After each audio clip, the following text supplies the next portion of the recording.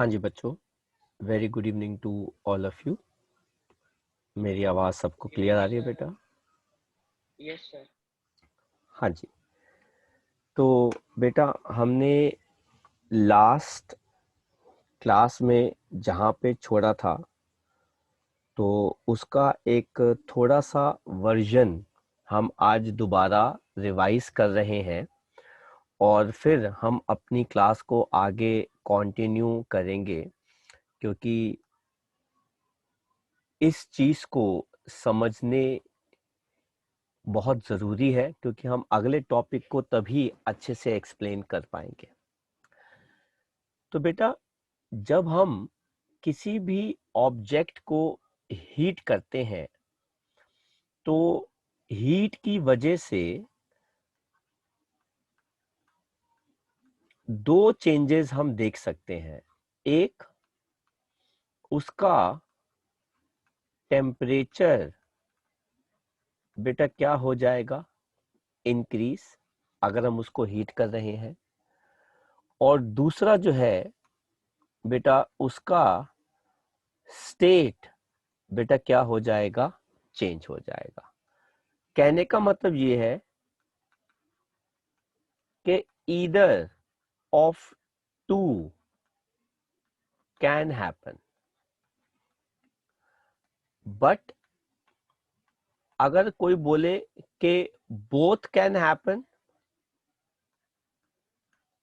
ऐसा पॉसिबल नहीं होता। या तो टेम्परेचर इंक्रीज होगा अगर आप किसी बॉडी को, ऑब्जेक्ट को बेटा क्या करते हैं, हीट, या फिर स्टेट चेंज होगा। दोनों में से कोई एक चीज होगी बेटा, पर दोनों चीजें कभी नहीं होती। हो सकता है, हो सकता है कि आपको दोनों होते हुए नजर आए। Yes sir. हाँ जी बेटा, बट दोनों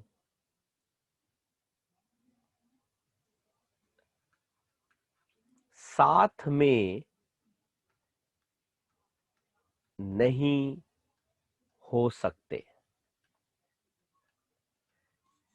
क्योंकि बेटा जैसे जैसे मैं आपको इनका एक एग्जाम्पल बताऊंगा, आपको बेटा कॉन्सेप्ट और अच्छे से समझ में आने लगेगा। क्योंकि बेटा जो जरूरी नहीं है बेटा, जो दिखता है वैसा ही कॉन्सेप्ट होता है।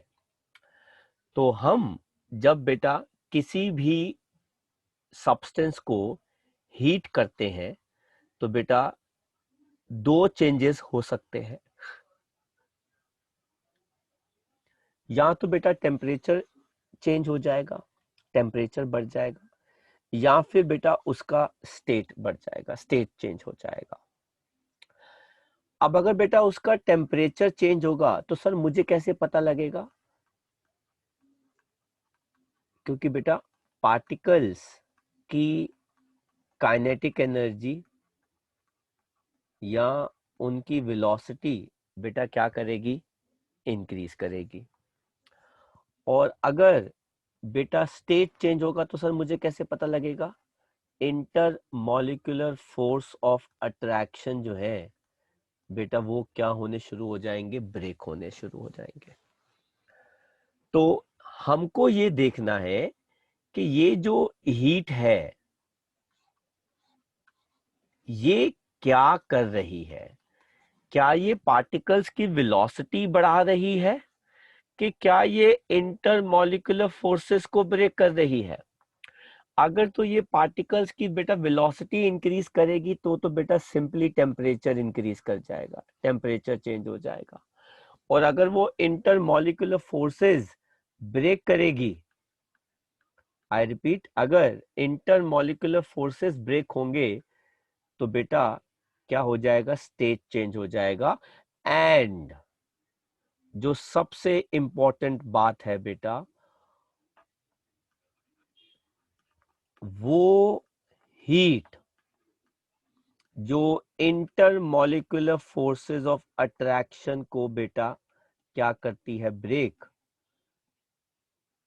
उसको बेटा हम कहते हैं लेटेंट हीट। ये बेटा एक तरह की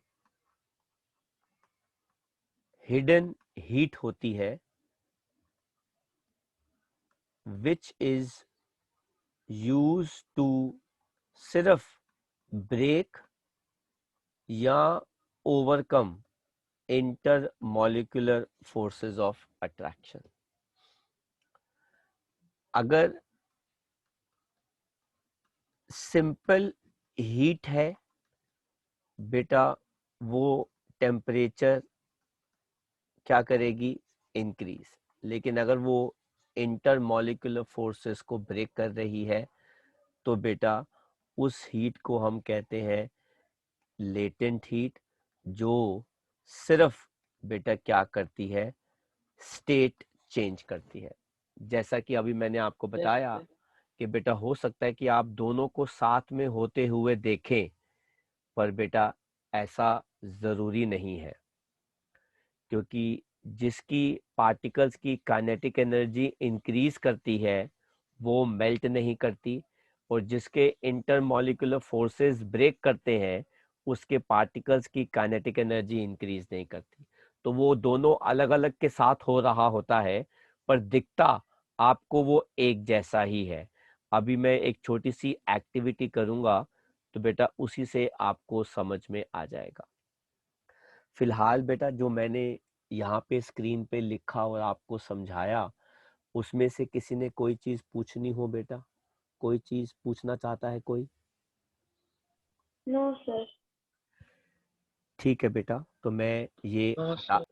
हटा रहा हूँ और हम पढ़ते हैं कि क्या। सर एक सेकेंड सर, मैं नोट। कोई बात नहीं बेटा, मैंने आपने मुझे बताया नहीं तो मैंने हटा दिया, वो रीडू नहीं हो पाएगा। सर कोई नहीं सर, आप मेरे को वो हाँ बेटा, स्क्रीनशॉट लेके भेज देना। ठीक है बेटा। कहते हैं जब हम किसी सब्सटेंस को हीट करते हैं तो one of the two things can happen. या तो उसका टेम्परेचर चेंज हो जाएगा या फिर उसका स्टेट चेंज हो जाएगा, लेकिन दोनों साथ साथ आप कभी होते हुए नहीं देखेंगे। कहते हैं सर टेम्परेचर चेंज कब होगा? अगर हीट करने पर काइनेटिक एनर्जी पार्टिकल्स की इंक्रीज करती है। आई रिपीट, अगर हीट करने पर पार्टिकल्स की काइनेटिक एनर्जी इंक्रीज करती है तो बेटा टेम्परेचर इंक्रीज करता है। एंड अगर हीट करने पर इंटरमॉलिक्यूलर फोर्सेस ब्रेक करते हैं तो बेटा स्टेट चेंज होता है। अब वो सॉलिड टू लिक्विड हो सकता है या लिक्विड टू गैस हो सकता है।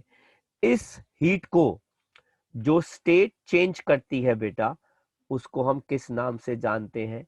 लेटेंट हीट के नाम से। तो बेटा क्या होती है लेटेंट हीट?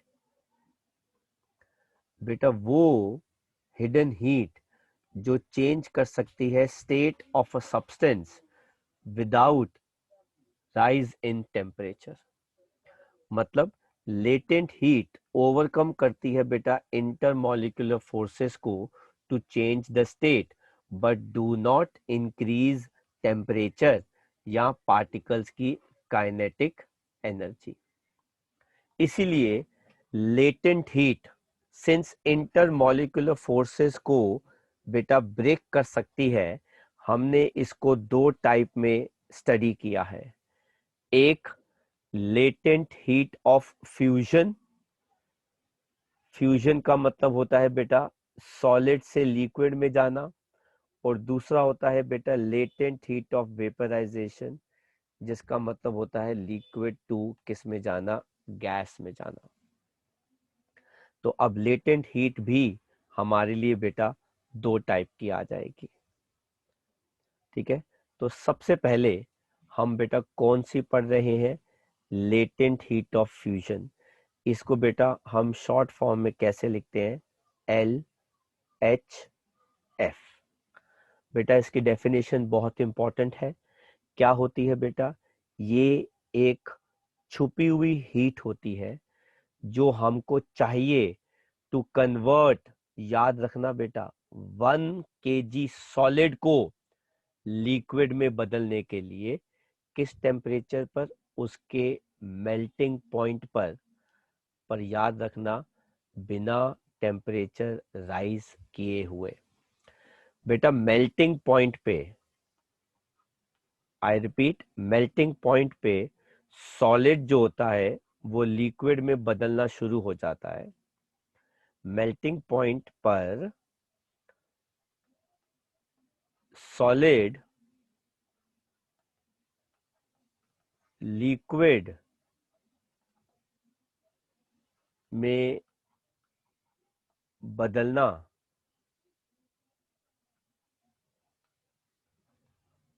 शुरू हो जाता है,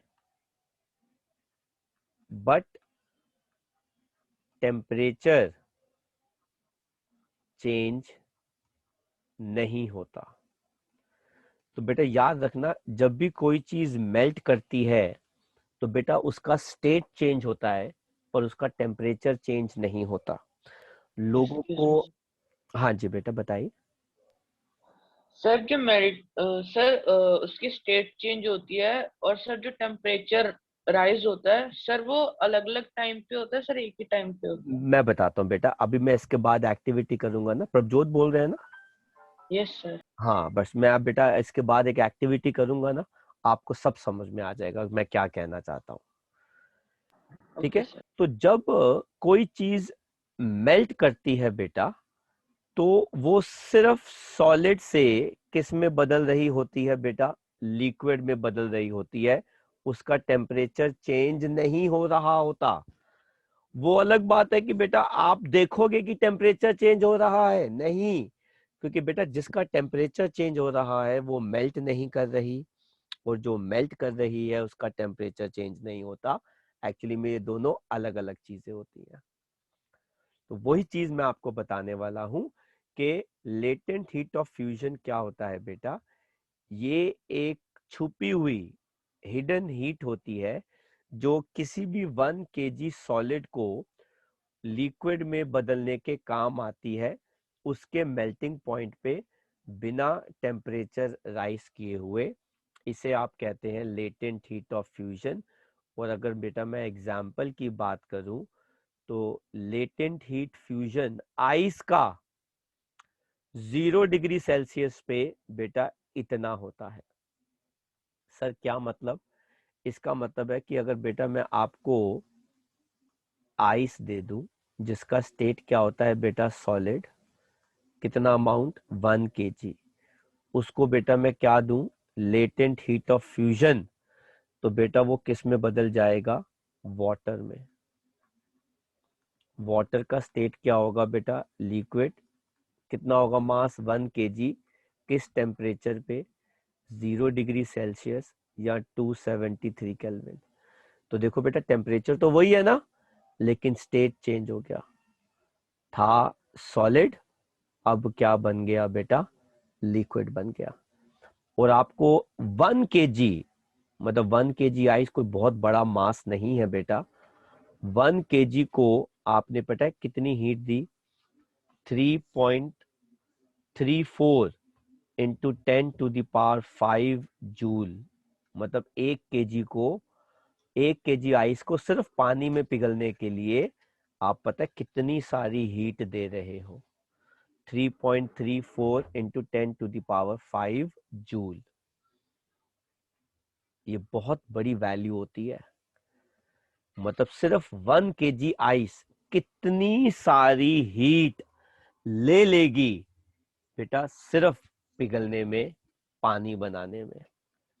तो हम लोग जब सर्दियों में, विंटर्स में पानी को गर्म करते हैं, ठंडे पानी को गर्म करते हैं ना, तो बेटा पानी को गर्म करना कोई सस्ता प्रोसेस नहीं है।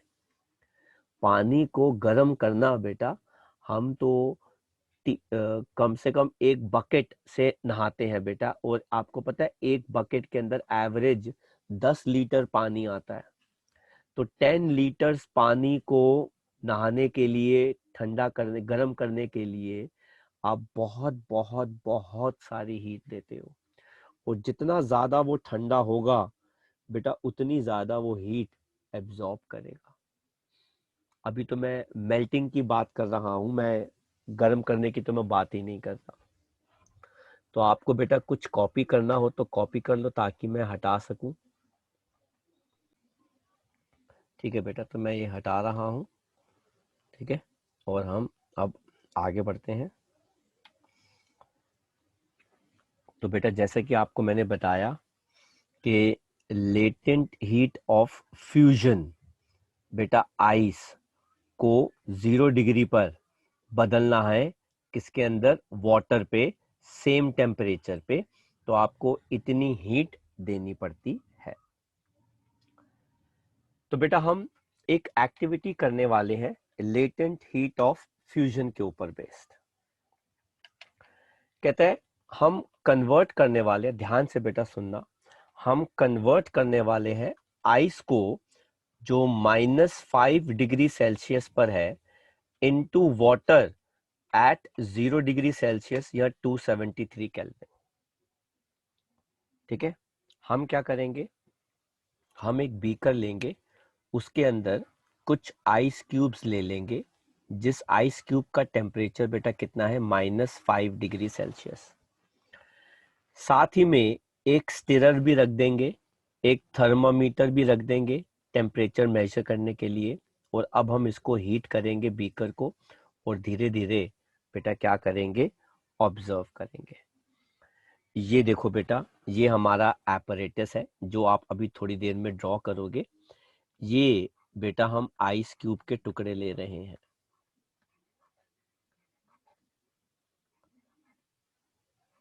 ठीक है, मैंने यहाँ पे आइस क्यूब के क्यूब्स बना दिए यहाँ पे। अच्छा, अब हो क्या रहा है बेटा, जैसे प्रभजोत कह रहे थे कि सर मैं जब इसको हीट करूंगा तो मुझे दिखेगा कि आइस पिघल भी रही है और टेम्परेचर भी इंक्रीज कर रहा है। बिल्कुल सही कहा। वो देखेंगे कि इस कंटेनर में, इस बीकर के अंदर, ठीक है, आइस मेल्ट भी हो रही है और टेम्परेचर जो है थर्मामीटर में, टेम्परेचर जो है बेटा वो राइज भी कर रहा है। तो सर ये दोनों चीजें ऐसे कैसे हो रही हैं बेटा, मैं वही बताना चाहता हूँ कि बेटा जो आइस पिघल रही है उसका टेम्परेचर इंक्रीज नहीं कर रहा, और जिसका टेम्परेचर इंक्रीज कर रहा है बेटा आइस क्यूब का, वो पिघल नहीं रही है। तो दोनों आइस क्यूब अलग अलग है, लेकिन आप देख पढ़ समझ दोनों साथ साथ रहे हो। तो जो आइस मेल्ट हो रही है उसका टेम्परेचर बेटा इंक्रीज नहीं करता, और जो आइस का टेम्परेचर इंक्रीज कर रहा है वो मेल्ट नहीं हो रही है। तो जरा ध्यान से देखो बेटा, हीट करने पर आइस को -5 डिग्री पर, अब सबसे पहले मुझे ये बताओ कि क्या आइस -5 डिग्री पे मेल्ट हो जाएगी क्या? No sir. Very good. Sir क्यों? सर क्योंकि वो 0 डिग्री सेल्सियस उसका सर वेरी वो गुड, मेल्टिंग पॉइंट होता है। वेरी गुड, क्योंकि उसका मेल्टिंग पॉइंट जो है बेटा वो कितना होता है, 0 डिग्री सेल्सियस होता है। सर क्या मतलब, जरा ये देखो बेटा, ये है मेरे पास आइस जिसका बेटा स्टेट क्या है, सॉलिड। ये -5 डिग्री पर है और इसका मास कितना है बेटा, 1 kg। जब मैं इस आइस को हीट करना शुरू करूंगा तो बेटा इसका टेम्परेचर इंक्रीज करेगा, इंक्रीज करेगा, इंक्रीज करेगा, और आपको पता है बेटा कहाँ तक आ जाएगा, ये आ जाएगा आइस, ठीक है, सॉलिड। टेम्परेचर कितना हो गया बेटा, 0 डिग्री, और मास कितना हो गया, 1 kg पे। तो आप अगर ध्यान से देखें तो सबसे पहले आइस का टेम्परेचर इंक्रीज कर रहा है, और वो बेटा कहां से कहां पहुंच जाएगा, ध्यान से देखो बेटा, -5 से कहां पहुंच गया, 0 डिग्री तभी तो बेटा मैंने टेम्परेचर इंक्रीज लिखा। लेकिन जैसे ही सारी की सारी आइस का टेम्परेचर बेटा कितना पहुंच जाएगा, 0 डिग्री सेल्सियस, आप अभी भी उसको हीट करेंगे, क्या होगा?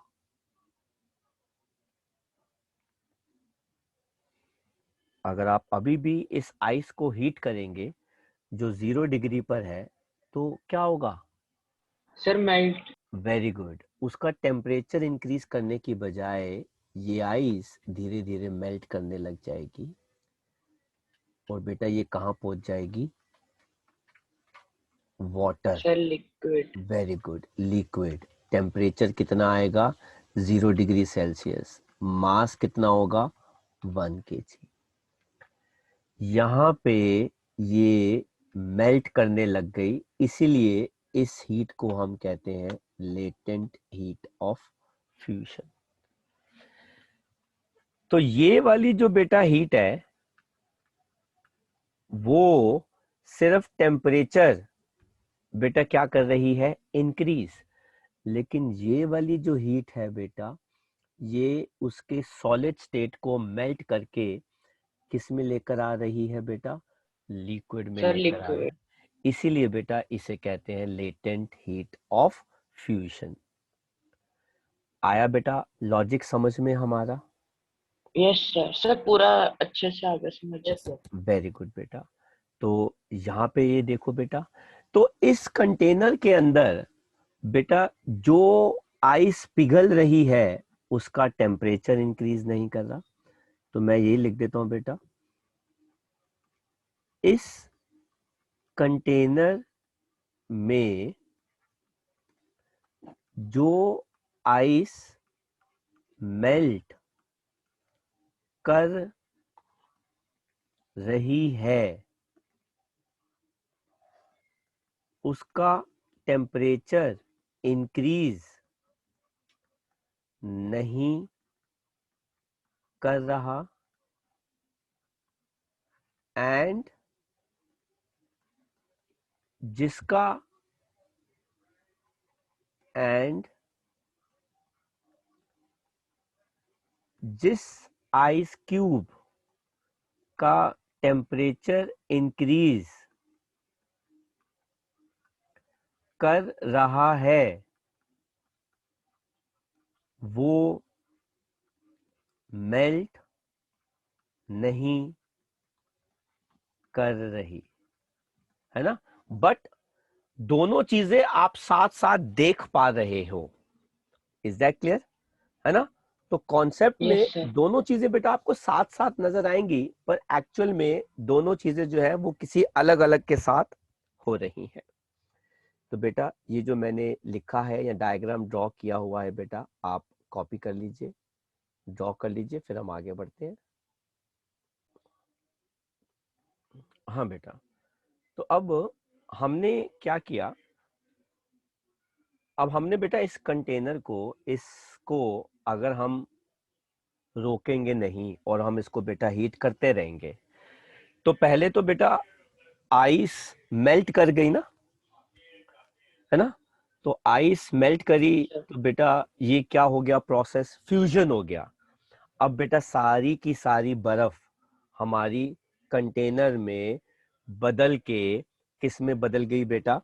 आइस के पानी में बदल गई। लेकिन अगर मैं अभी भी इसको स्टॉप नहीं करूंगा तो बेटा मेरे पास दूसरा कॉन्सेप्ट आ जाएगा लेटेंट हीट का, और बेटा वो क्या है? वेपराइजेशन का। अब ये क्या होता है बेटा?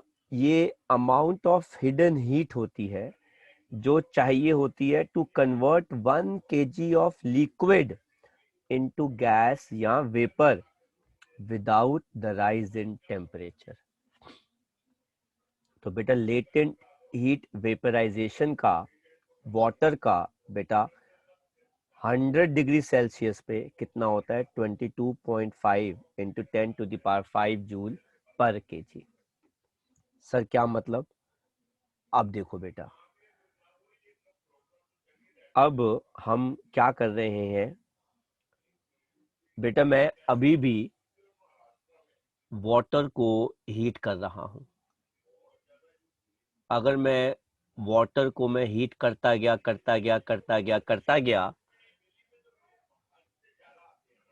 तो बेटा अब वाटर ये क्या है बेटा, लिक्विड, और ये कहाँ पे पहुंच जाएगा, 100 डिग्री सेल्सियस पे, है ना। ये कितना आ गया बेटा, 1 kg आ गया, वन। है ना। Yes sir. लेकिन यहां पर आप देख सकते हैं बेटा, टेम्परेचर क्या कर गया, इंक्रीज। कैसे, 0 डिग्री से बेटा टेम्परेचर कहां पे आ गया, 100 डिग्री सेल्सियस पे आ गया। लेकिन अब आपने उसको अभी भी रोका नहीं बेटा, बंद नहीं किया हीट करने पर, तो थोड़ी देर के बाद अब ये बेटा कहां पे आ जाएगा, ये आ जाएगा स्टीम के अंदर। ये क्या हो जाएगा बेटा, गैस। ये हो जाएगा 100 डिग्री, ये कितना आ जाएगा, 1 kg। ये क्या होता है बेटा, sir boiling point. Very good, vaporisation. और ये वाली जो हीट है बेटा वो कौन सी है, लेटेंट हीट ऑफ वेपराइजेशन। और ये किस टेम्परेचर पर होता है, बॉइलिंग पॉइंट। ये किस टेम्परेचर पर होता है, सर मेल्टिंग पॉइंट, मेल्टिंग। है ना। तो अब आपको कॉन्सेप्ट समझ में आया कि बेटा वेपराइजेशन कहाँ पे यूज होता है, लिक्विड को किस में बदलने के लिए बेटा, स्टीम में बदलने के लिए, इसे कहते हैं वेपराइजेशन। लेकिन बेटा टेम्परेचर क्या रहता है, सेम रहता है, मास एक्सक्यूज मी भी सर। क्या। हाँ जी बेटा बताइए। सर जो गैस है सर 1 kg वाटर से सर 1 kg गैस बनती है। हाँ बेटा, अगर हम कंडीशन अप्लाई करें कि गैस हमारी वेस्ट नहीं हुई और वो एस्केप करके हमारी कंट्रोल से बाहर नहीं चली गई, तो अगर मान लो आपके पास बेटा प्रेशर कुकर है, ठीक है, तो अगर आप उस प्रेशर कुकर के अंदर मान लो बेटा 1 kg वाटर लेते हैं और उसको हीट करते हैं, सीटी बजने नहीं देते, क्योंकि सीटी बजेगी, विसल बजेगी तो बेटा स्टीम बाहर चली जाती है। तो 1 kg वाटर जो है वो बेटा कितना दे देगा, 1 kg स्टीम दे देगा। Okay sir. तो ऐसा हो सकता है बेटा, ऐसा ही होता है, पर कंडीशन अप्लाई, आपको बेटा स्टीम को एस्केप नहीं करने देना चाहिए, मतलब इसको आपको प्रोटेक्ट करके रखना चाहिए, मतलब पकड़ के रखना चाहिए या मतलब कंट्रोल करके रखना चाहिए। आया समझ में बेटा। Yes sir. हाँ तो कॉपी कर यस। लो बेटा इसको, फिर हम आगे बढ़ते हैं। कर लिया बच्चे कॉपी आपने, मैं ये हटा दूं सारा। तो बेटा ये सर जो, 1 मिनट। हाँ जी बेटा कर लो, हाँ जी बेटा। तो जो मैंने एक्सप्लेन किया है बेटा, ये चार्ट, ये थोड़ा सा इम्पोर्टेंट है। हालांकि स्कूल में शायद वो ड्रॉ करने को आपको ना बोले, ठीक है। तो हम इसको आगे पढ़ते हैं, बात करते हैं।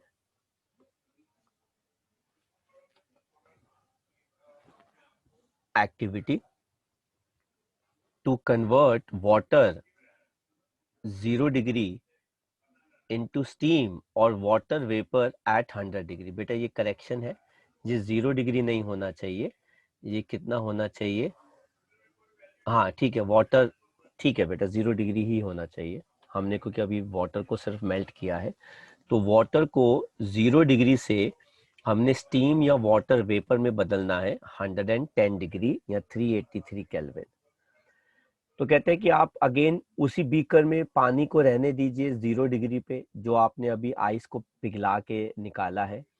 आप एक स्टिरर लीजिए, थर्मामीटर लीजिए और उसको आप हीट करना शुरू कर दीजिए। तो आप देख सकते हैं कि ये हमारे पास वाटर है और थर्मामीटर है। हम एक स्टिरर भी लगा सकते हैं यहाँ पे, ठीक है, ये आ गया, स्टिरर आ गया। कहते हैं ऑब्जर्वेशन, कहता है अब हीट कीजिए वाटर 0 डिग्री पर, तो इनिशियली उसका टेम्परेचर बेटा क्या करेगा, इंक्रीज, क्योंकि पार्टिकल्स की काइनेटिक एनर्जी इंक्रीज करती है, लेकिन स्टेट सेम रहेगा, दैट इज लिक्विड। जब तक वाटर का टेम्परेचर 0 से कहां नहीं पहुंच जाएगा, 100 डिग्री तक, क्योंकि हीट आप कॉन्टिन्यूसली सप्लाई कर रहे हैं, तब water will start boiling due to breaking of intermolecular forces. तो बेटा इंटरमॉलिक्यूलर फोर्सेस ऑफ अट्रैक्शन बेटा कब कब ब्रेक करते हैं, ड्यूरिंग मेल्टिंग और during boiling.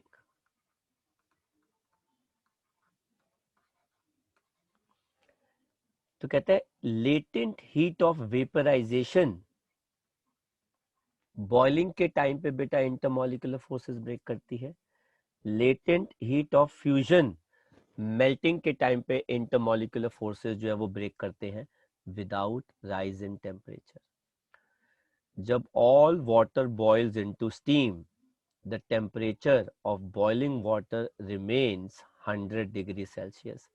That is only state changes, लेकिन टेम्परेचर जो है बेटा वो क्या रहता है, सेम रहता है। तो उसी ग्राफ को हमने आगे इसी में कंटिन्यू कर दिया। तो आप कॉपी कर लीजिए बेटा जो आपको कॉपी करना हो।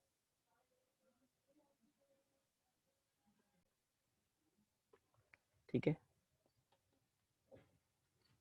लेकिन अगर आप अभी भी इसको हीट करते रहेंगे 100 डिग्री के बाद भी, तो बॉइलिंग वाटर अबव 100 डिग्री बेटा अब स्टेट जो है वो स्टीम ही रहेगा, पर टेम्परेचर इंक्रीज करता रहेगा। अब आप चाहे इसका 110 करें, आप इसका 120 डिग्री सेल्सियस करें, 130 डिग्री सेल्सियस करें, 140 डिग्री सेल्सियस करें एंड सो ऑन, स्टेट क्या रहेगा बेटा, स्टीम, गैस, पर टेम्परेचर जो है वो क्या करता रहेगा, इंक्रीज, क्योंकि पानी का 3 स्टेट ही होते हैं बेटा, सॉलिड, लिक्विड एंड गैस होता है। फिर हम बात करते हैं दूसरा change, that is change in pressure. Pressure change करने पर आप कैसे स्टेट्स को बेटा इंटरचेंज कर सकते हैं, तो बेटा वो कहता है कि even pressure can change the state of a substance. कैसे, ऑन इंक्रीजिंग प्रेशर, मतलब आप प्रेशर बेटा इंक्रीज करो, पर ध्यान रखना जब भी प्रेशर इंक्रीज करो बेटा टेम्परेचर कम रखना। ये दोनों साथ साथ होंगे तो बेटा प्रेशर इंक्रीज करने पे क्या होता है, वॉल्यूम ओवरऑल कम हो जाती है। अगर वॉल्यूम कम हो जाएगी पार्टिकल्स पास आ जाते हैं। अगर पार्टिकल्स कहाँ आ जाएंगे, पास आ जाएंगे, तो इंटरमॉलिक्यूलर स्पेस जो है वो क्या हो जाएगा, कम हो जाता है। उनकी मूवमेंट, उनकी काइनेटिक एनर्जी बेटा क्या हो जाती है, कम हो जाती है, और इंटरमॉलिक्यूलर फोर्सेस ऑफ अट्रैक्शन क्या कर जाते हैं, इंक्रीज। तो आप एक गैस को लिक्विड में या फिर लिक्विड को किस में बदल सकते हो बेटा, सॉलिड में बदल सकते हो। ऐसे ही अगर आप प्रेशर को बेटा क्या करते हैं, डिक्रीज, ये तो बेटा ये गलत है, ये करेक्शन है बेटा। आप प्रेशर को, ये सही है, प्रेशर को बेटा क्या करते हो, डिक्रीज, कैसे, ऑन एट हाई टेम्परेचर। तो बेटा वॉल्यूम बढ़ जाएगी, अगर वॉल्यूम बढ़ जाएगी तो पार्टिकल्स जो है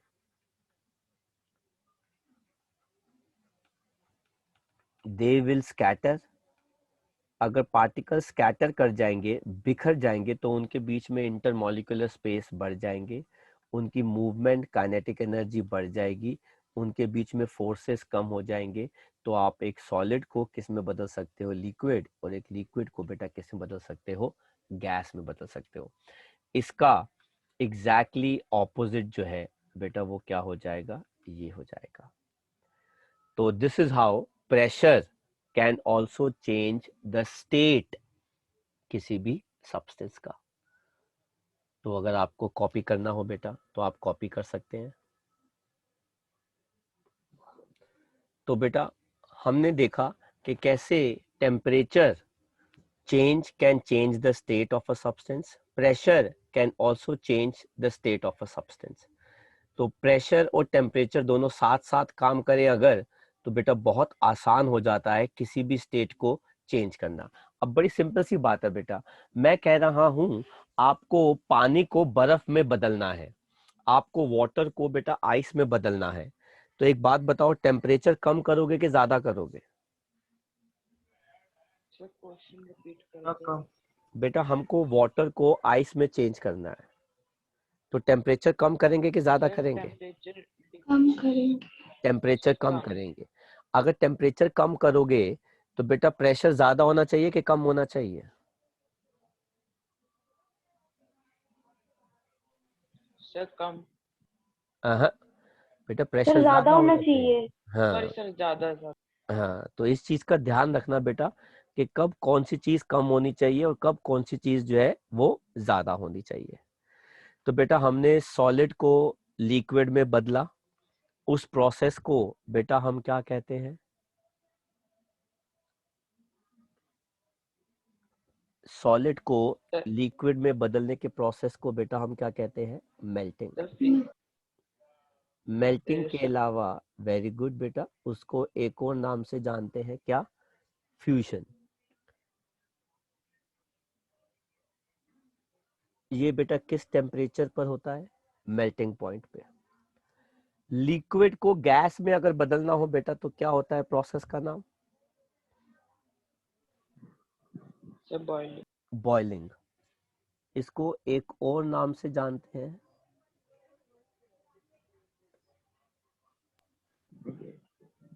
वेपराइजेशन। और बेटा ये किस टेम्परेचर पर होता है? Sir 100 degree Celsius. नहीं बेटा, मैंने पानी थोड़ी ना बोला है। वेरी नाइस, आपने ये बेटा आंसर बोला। बॉइलिंग किस टेम्परेचर पर होता है बेटा? बॉइलिंग पॉइंट पे होता है, 100 डिग्री पे नहीं होता। सर क्यों? बेटा मैंने पानी थोड़ी ना वर्ड यूज किया है। ऐसे ही बेटा एक गैस जब ठंडी होकर लिक्विड बनाती है बेटा, उसे कहते हैं कंडेंसेशन, या फिर बेटा उसको हम क्या कहते हैं? लिक्विफिकेशन। और लिक्विड टू सॉलिड बेटा उसे क्या कहते हैं? फ्रीजिंग या फिर सॉलिडिफिकेशन।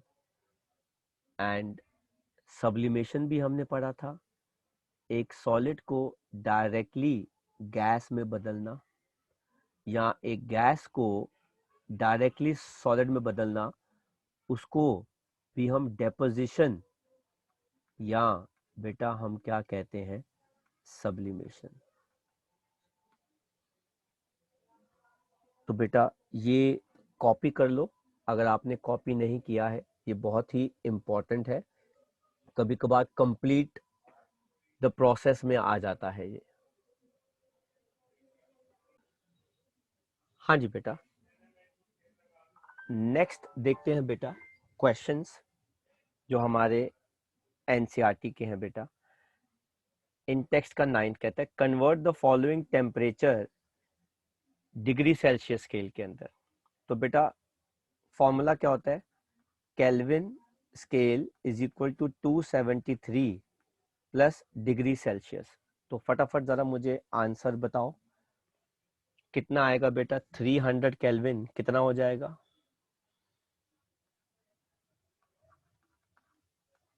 तो ये हो जाएगा 300 is equal to 273 plus degree Celsius. 300 minus 273 is equal to degree Celsius. तो बेटा ये कितना आ गया? 27 20। Degree Celsius. बी पार्ट करते हैं बेटा। 573 kelvin is equal to 273 plus degree Celsius. तो 573 minus 273 is equal to degree Celsius. 300 degree Celsius आ गया बेटा आपका बी पार्ट का आंसर, है ना बेटा? हाँ जी बेटा। सर मेरा डाउट था सर, जो 300 केल्विन है सर वो 27 डिग्री सेल्सियस है, पर 573 केल्विन सर 300 सेल्सियस। हाँ बेटा, क्योंकि फॉर्मूला ये है ना,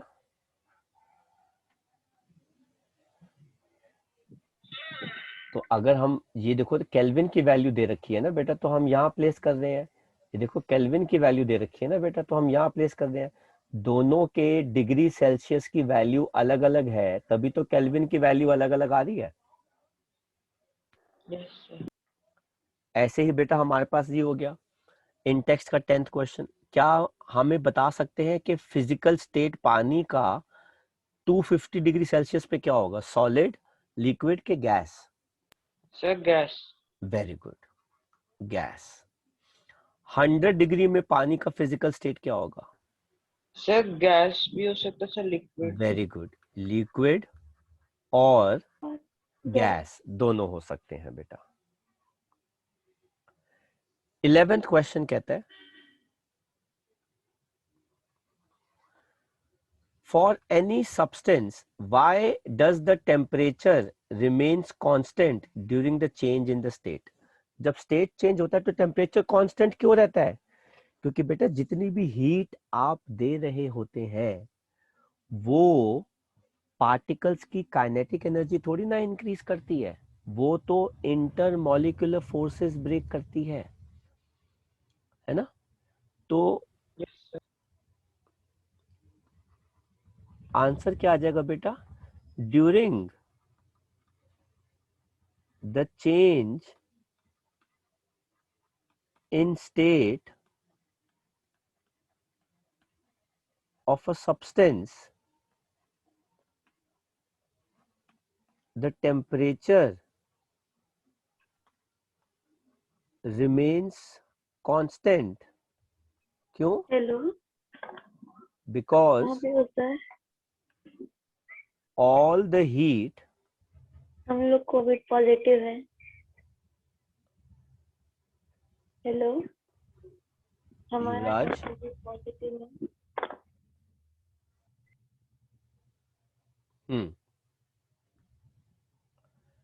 कहते हैं during the change in the state of a substance the temperature remains constant because all the heat is used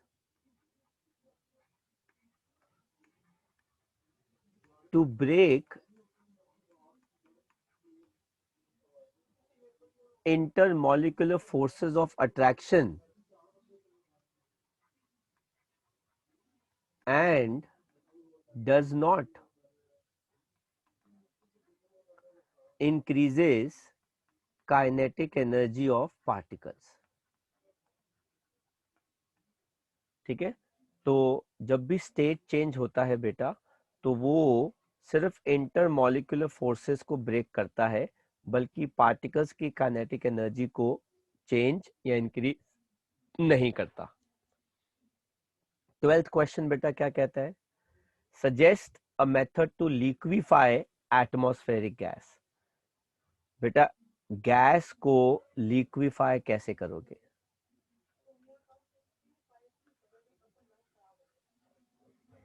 on pressure increase और low temperature, on pressure increase और लो टेम्परेचर इंटरमॉलिक्यूलर स्पेसेस बेटा क्या कर जाते हैं? Decrease, hence particles of matter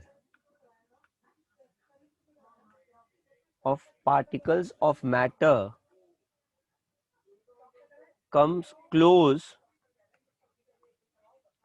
to each other, hence gases can be converted into liquid। तो ये है बेटा इसके आंसर्स, ये आप कॉपी कर लो। Okay sir. हम्म